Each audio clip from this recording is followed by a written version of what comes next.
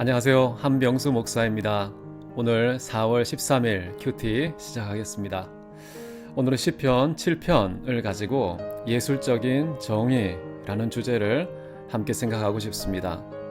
시인은 오늘 시에서 하나님의 정의가 얼마나 정확한지, 얼마나 예술적인지 우리에게 잘 가르쳐주고 있는데요. 특별히 시인은 어려움이 생길 때마다 하나님을 찾습니다. 하나님께 나아가 주여 나의 피난처가 되어 주옵소서. 힘들 때마다 사람을 찾아가면 결국 신세를 지게 되고요. 그 신세는 다 빚입니다. 처음에는 달콤하고 좋지만 나중에는 갚아야 될 부채가 점점 쌓이게 되는 것이지요. 시인처럼 어려움이 생길 때마다 하나님께 나아가는 것, 주님만이 내 피난처가 되신다는 사실, 그런 것을 목격하고 체험하는 저와 여러분 되면 좋겠습니다. 사람에 대해서는 사랑의 빛 외에는 어떠한 신세도 지지 마시기를 바랍니다. 저는 이렇게도 해석해요. 저에게 만약에 어떤 문제가 생겼다. 어떤 신호등이냐?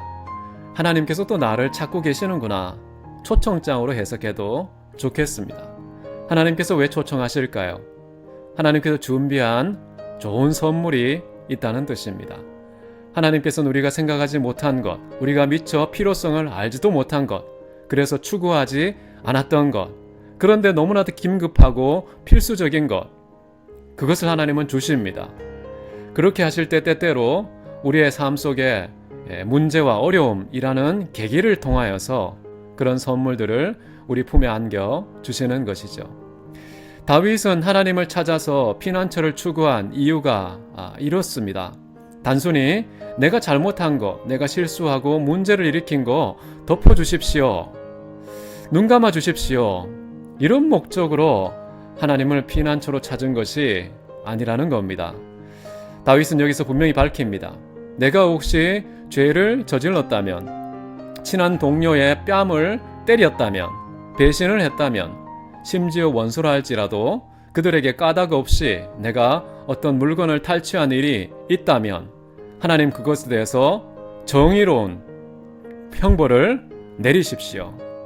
원수를 저에게 보내셔서 내 생명이 땅바닥에 짓밟히게 하시고 나의 모든 영광은 먼지구덩이에 던져지게 하옵소서. 참 귀한 기도 아닙니까? 어떻게 다윗은 이런 기도를 드릴 수 있었을까요?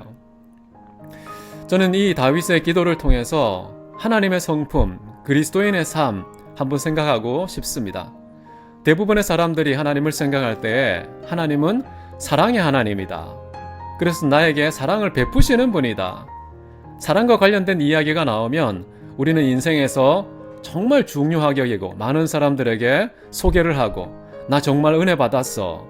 나는 많은 사람들로부터 정말 칭찬과 존경을 받는 그런 신앙인의 반열에 오를 가능성이 높습니다.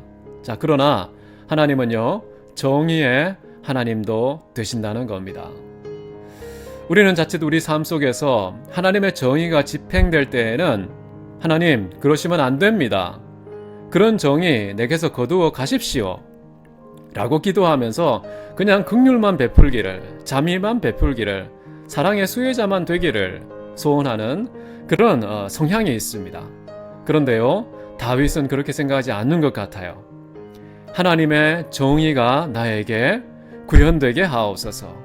그 정의가 내 인생을 비껴가지 않도록 뚫고 관통하게 하옵소서. 이런 기도 참 멋있지 않습니까? 여러분, 하나님의 증인이시죠. 그러면 하나님의 증인이 되려면 하나님의 성품의 두 기둥으로서 사랑과 정의, 이 두 가지가 골고루 있어야 되지 않습니까? 사랑만 잔뜩 쌓인 인생, 제가 볼 때는 파워가 약합니다. 근데 하나님의 정의가 내 인생에 수북히 담겨 있으면 그 사람의 인생은 참으로 균형이 잡혀 있고 세상에 대해서 반쪽짜리 하나님이 아니라 온전한 하나님의 성품을 증명하는 그런 증인이 될 것입니다. 하나님의 정의가 빗나가면 어떤 현상이 나타날까요? 나도 모르게요, 정의롭지 않은 것을 갈망하게 됩니다. 기대하게 됩니다. 추구하게 됩니다. 하나님의 정의, 여러분, 이 세상의 질서입니다. 하나님께서는 정확한 정의를 가지고 모든 역사와 민족과 열방을 운영하시는 분입니다. 역사 속에서 한 번도 중단된 적이 없습니다. 왜 하필이면 나의 시대에, 나 인생의 일대기에 그 정의가 멈춰야 하는 것일까요? 그러면 안 되겠죠. 그걸 추구해서도 안 되는 것이죠. 저는 그런 생각이 듭니다. 하나님, 제가 죄를 저질렀거든 그 죄에 합당한 형벌과 진노를 쏟으소서 라고 기도하는 게 좋다고 생각해요. 당시에는 아프지만은 고통이 따를 것이지만, 그러나 하나님의 정의가 내 인생의 질서로 자리매김하고 인생의 등뼈가 되는 축복이 우리에게 주어지기 때문에 좋은 것입니다. 하나님의 정의가 휩쓸고 지나간 인생, 하나님의 정의로운 형벌이 한번 건드린 인생, 그것은요, 그 정의의 증거물이 되지 않겠습니까?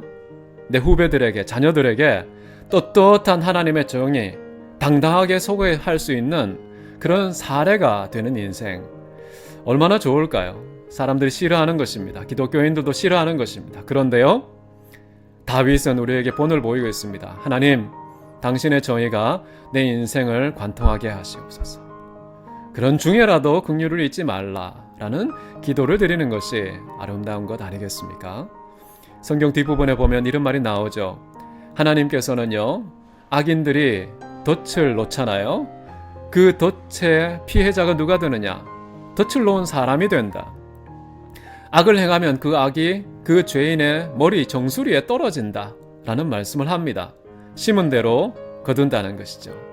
참으로 오묘한 질서, 너무나 무서운 질서, 누구도 변경할 수 없는 확고한 질서가 바로 심은 대로 거둔다는 것입니다. 하나님은 그런 분입니다. 참 두렵죠. 우리는 하나님을 두려워할 뿐으로 알아야 되는 것이죠.